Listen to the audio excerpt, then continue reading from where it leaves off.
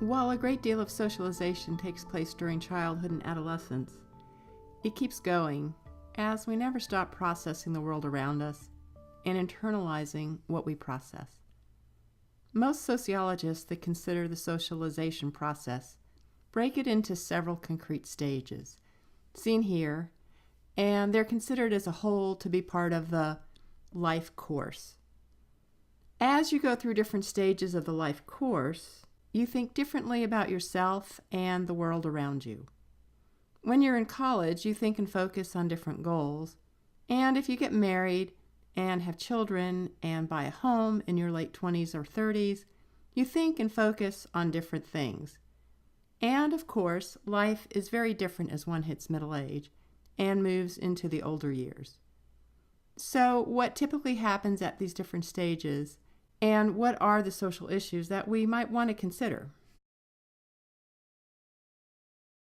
Childhood today is a distinct phase and very different from what it was like a few hundred years ago.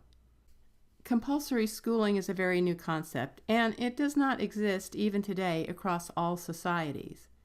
In many ways, children several hundred years ago were considered just smaller versions of adults, and were expected to act, dress, and even engage in adult-type activities. Boys would leave home to learn a trade as early as age 7, and generally no later than age 13 or 14. Girls would assume household chores and work almost all day, beginning at age 7. There's also a tradition of terrorizing children with scary stories. 300 years ago, parents thought it was their moral duty to scare children with horrific bedtime stories so they'd behave. Being frightened of things that might happen if they were naughty would keep them in line. We have child labor laws in the U.S. today that protect children from dangerous jobs and puts limits on how many hours they can work. But many nations do not protect their children that way and encourage them to assume a life of work at an early age. Once a society has enough resources so that children don't have to work, then they tend to be treated as more tender and innocent and needing more comfort, care, and protection. The main point to take away is that childhood is not just a biological phase of life, but rather it's defined by how society thinks children should be treated and defined by what society thinks are appropriate roles for children.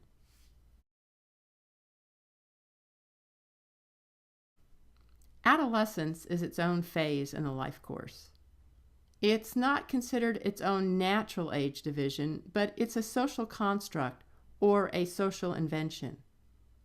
For most of human existence, there was no middle ground between childhood and adulthood.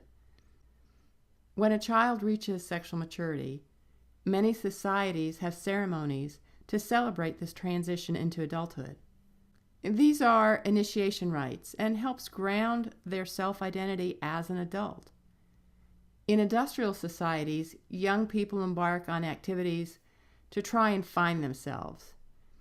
And often teens bond together as they do this, trying out different clothing styles, hairstyles, music, and even language and gestures.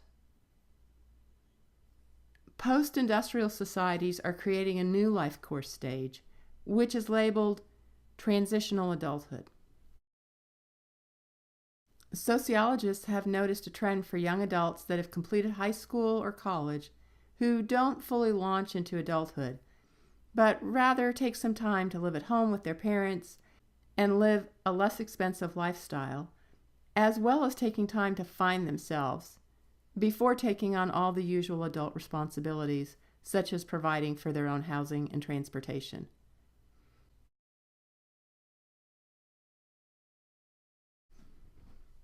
This chart helps you to see why sociologists say there's a new stage called transitional adulthood.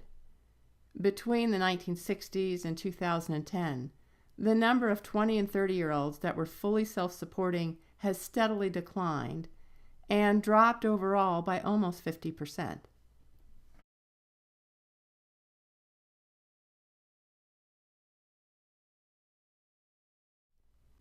The middle years are generally when people are more sure of themselves and their goals in life.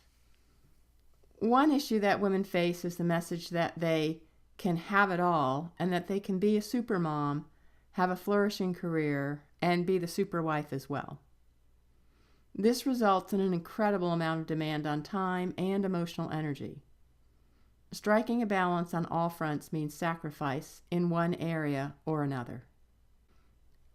The later middle years sees an impact on many people's health, and mortality starts to become a reality, particularly if aging parents become frail, ill, or die.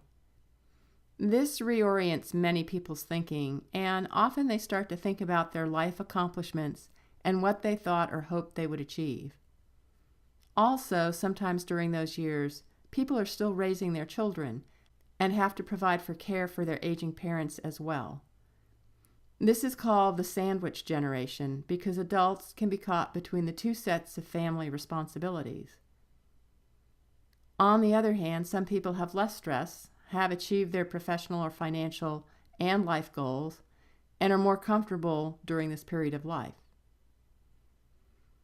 The older years have been pushed into later life also, due to our increasing medical advancement and overall healthier lives. In agrarian times, old age began around age 40, but now it's seen as being from age 65 and up. Indeed, there's a transitional older age from 65 to 74, which is more or less an extension from old age. Old age is now seen as 76 and up.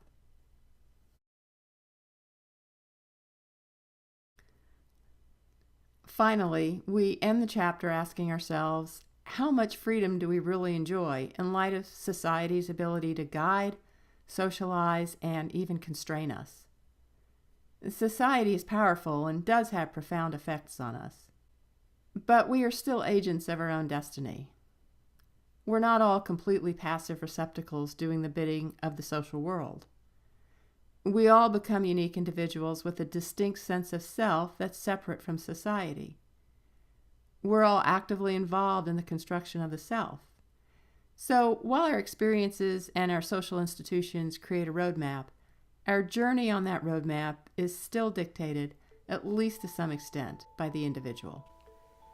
So that concludes our chapter on the socialization process. I hope that it's helped you understand the power of society, but also that there's a dynamic between the individual and society, and that people are not always simply a function of the social world around them.